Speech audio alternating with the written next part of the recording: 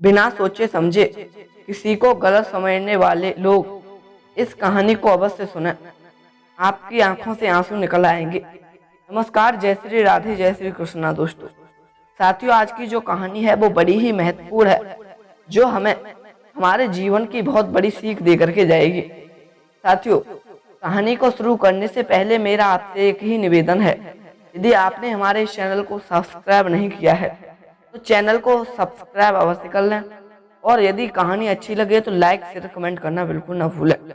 दोस्तों, यदि आप भी किसी पर बिना सोचे समझे विश्वास कर लेते हैं या फिर किसी को बिना सोचे समझे ही उसे गलत समझते हैं तो इस कहानी को पूरा बस सुने।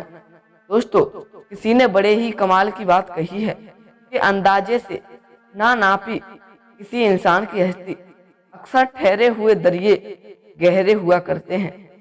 साथियों, एक बार की बात है, एक प्रोड्यूसर अपनी क्लास में स्टूडेंट्स को एक कहानी सुना रहे थे। तो कहानी इस प्रकार की थी कि एक समुद्र में बड़ा जहाज जा रहा था। बहुत सारे यात्री उस पर सवार थे। अचानक से एक एक्सीडेंट होता है, एक दुर्घटना होती है। जहाज का एक पार्ट खराब हो जाता है और जहाज जो था वह खराब हो जाता है। जहाज का कप्तान जो जहाज को चला रहा होता है वह अनाउंस करता है, कैप्टन अनाउंस करता है कि सारे लोगों को फटाफट से खाली करना होगा, क्योंकि यह जहाज डूबने वाला है। लाइफ बोट जो है उन पर सवार होने के लिए लोगों की भीड़ लग जाती है। लोग जो तैयार होते हैं, बस हमें मौका मिल जाए। लगभग सारे यात्री सेफली किनारे तक पहुंच भी जाते हैं।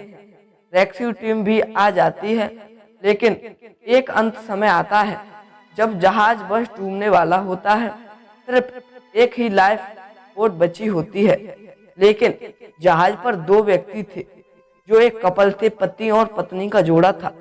मेरे दर्शक बंधुओं, पति जो था वो पत्नी को धक्का देता है, जहाज पर ही रोकता है और खुद कूद जाता है लाइफ बोट पर, और किनारे की तरफ जब जा रहा होता है, जब जहाज डूब रहा होता है जिस पर वो पत्नी खड़ी होती है और वह उसका पति तो वहां से निकल जाता है, तो वह चिल्लाती है और कहती है अपने पति से। तो जो प्रोड्यूसर होते हैं वो अपनी क्लास के बच्चों को वह कहानी सुना रहे होते हैं।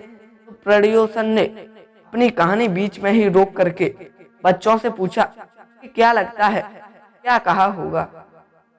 तो सारे बच्चे ने मोस्टली से जवाब दिया कि सर कहा होगा आई हेट यू, मैं तुमसे नफरत करती हूँ, इतना प्यार किया, तुमने धोखा मुझे क्यों दिया। शायद हमें लगता है कि यही कहा होगा। किसी ने कहा कि हो सकता है कहा हो कि तुम बड़े सेल्फिश हो, मतलबी इंसान हो, तुमसे प्यार करके मैंने बहुत गलत किया, तुम बहुत मक्कार निकले हो। तो दोस्तों, वहीं पर एक बच्चा चुप बैठा था, वह बहुत ही सिंसियर लग रहा था। तो प्रोड्यूसर ने पूछा उससे कि आप चुप क्यों हो, बताइए क्या कहा होगा। तो उस बच्चे ने कहा कि सर, हो सकता है कि पत्नी ने अपने पति से कहा हो कि हमारी संतान का ख्याल रखना। प्रोफेसर चौंक गए। उन्होंने कहा सही जवाब है, लेकिन तुम्हें कैसे पता, तुमने कहानी सुनी रखी थी क्या। उस लड़के ने कहा नहीं सर, मैंने कहानी नहीं सुनी थी। मेरी बीमार माँ भी जब अपने जीवन के अंतिम क्षणों में थी तो मेरे पिता से यह कहा था कि हमारे बच्चे का ख्याल रखना। प्रोफेसर दुखी हुए और उन्होंने कहा कि आपकी बात सही है, आपने जो जवाब दिया है वह बिल्कुल फिट है। पत्नी ने अपने पति से यही कहा था कि हमारी संतान का ख्याल रखना।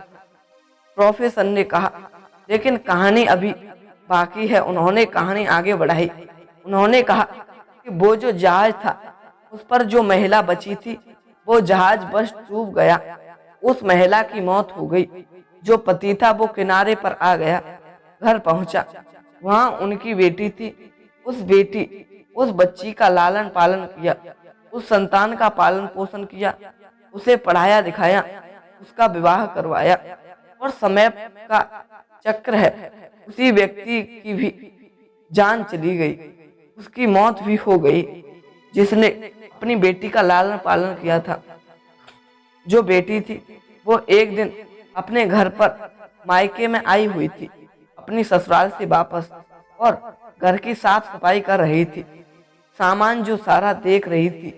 तब अलमारी में उसे एक डायरी मिलती है जो कि उसके पिता की थी, और उस डायरी में अंतिम पेज पर लिखा हुआ था कि मुझे क्षमा करना, मैं उस समय समंदर में तुम्हारे साथ समाना चाहता था, लेकिन चाह कर भी ऐसा नहीं कर सका। मुझे कठोर निर्णय लेना पड़ा।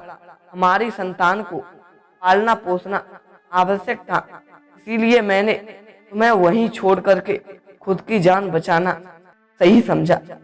मुझे मालूम था कि तुम बीमारी से ग्रस्त थी, और कुछ दिनों में वैसे भी तुम दुनिया को छोड़कर जाने वाली थी। ऐसे में मुझे यह कठोर निर्णय लेना पड़ा, वरना मेरा यकीन मानो, मैं तुम्हारे साथ समुद्र में ही उसी पल समा जाना चाहता था। तुम्हारे बिना मेरे जीवन का कोई अर्थ नहीं है। बच्ची जब ये पढ़ रही थी तो रोती चली जा रही थी। कहीं ना कहीं उसके मन में चलता था कि पिता ने माँ को वहाँ अकेले क्यों छोड़ दिया। लेकिन उस दिन उस क्षण उसे समझ में आया कि पिता ने ऐसा फैसला क्यों किया। बहुत सारी बातें बहुत अच्छी होती हैं और हम उन्हें गलत समझते हैं, रिएक्शन देते हैं। आप ऐसे करते रहेंगे तो लोगों को होते रहेंगे। प्रतिक्रिया देना बंद कीजिए, लोगों को जज करना बंद कीजिए, लोगों से प्यार करना मोहब्बत करना शुरू कीजिए। साथियों, उम्मीद करता हूँ आपको जो मैंने बताया था यह कहानी आपको पसंद आई होगी। कि हम लोग किसी को गलत समझते हैं, किसी को बेकार समझते हैं और उससे नफरत करने लगते हैं। उसे ये समझते हैं कि शायद यह बात किसी ने की होगी, मगर हम उसकी जो सही बात है उसे नहीं ढूंढते हैं। साथियों, हमें किसी को बिना सोचे समझे गलत नहीं समझना चाहिए, क्योंकि क्या पता उसने सही किया हो मगर वह हमें गलत लग रहा हो और वो हमारी जिंदगी से भी दूर हो जाए। दर्शक बंधुओं, और हमें किसी पर जाने अनजाने में भी विश्वास नहीं करना चाहिए। यदि हमसे कोई झूठी बात कह रहा हो कि उसने ऐसा कर दिया वैसा कर दिया, तो हमें आंख मूंद कर उस पर विश्वास नहीं करना चाहिए, बल्कि उस बात का सही निर्णय करना चाहिए कि यह बात सही है या गलत। साथियों, उम्मीद करता हूँ यह छोटी सी कहानी आपको पसंद आई होगी। यदि अच्छी लगी है तो कृपया चैनल को सब्सक्राइब करना बिल्कुल ना भूलें, और इस कहानी को लाइक करें, और लोगों तक पहुंचाना चाहते हैं तो शेयर करें, और कमेंट में जय श्री राधे जय श्री कृष्ण अवश्य लिखें। दोस्तों, फिर मिलेंगे ऐसी ही नई ज्ञान चर्चा के साथ, ऐसी ही नई मोटिवेशनल कहानी के साथ। तब तक के लिए सभी भक्तों को जय श्री राधे जय श्री कृष्ण, जय हिंद, जय शिव।